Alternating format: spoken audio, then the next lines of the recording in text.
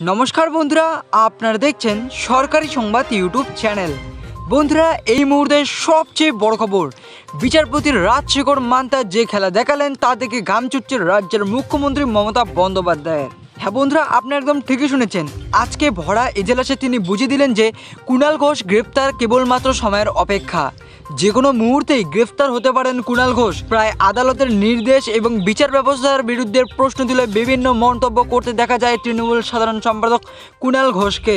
যে সমস্ত সীমা অতিক্রম করে ফেলেছে তা আর বলার অপেক্ষা রাখে না। কলকাতা হাইকোর্টের নির্দেশে শহীদ মিনার থেকে বুধবার কালীঘাট থানা পর্যন্ত মিছিল করলেন গ্রুপ ডি চাকরির প্রার্থীরা। হ্যারিকেন হাতে নিয়ে মিছিলে ছিলেন স্বঘোষিত কংগ্রেস নেতা কৌস্তব বাগচি। যদিও তাদের হরিশ মুখার্জি রোডে মিছিল করার অনুমতি দেয়নি আদালত, হাইকোর্টের সিঙ্গেল বেঞ্চের নির্দেশ খারিজ করে তা জানিয়ে দিয়েছেন ডিভিশন বেঞ্চ। সেই মিছিল নিয়ে মুখ খুললেন কুণাল ঘোষ। কুণাল ঘোষ বললেন যে সেই মিছিলের অনুমতি দেন বিচারপতি মান্থা এবং ডিভিশন বেঞ্চ সেই অনুমতি বাতিল করে।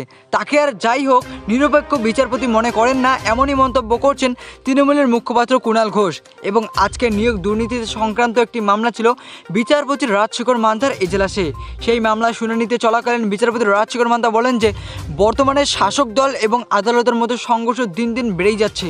তবে শাসক দলকে মনে রাখতে হবে আদালত আইনের ঊর্ধ্বে নয়, কিংবা আইনের বাইরে কোনো পদক্ষেপ নেয় না, কিংবা কোনো নির্দেশ দেয়নি। তবে বর্তমানে শাসক দলের কিছু নেতা ও মন্ত্রী রয়েছেন যারা ক্রমাগত বিচার ব্যবস্থা এবং আদালতের নির্দেশ নিয়ে কুমন্তব্য করে চলেছেন।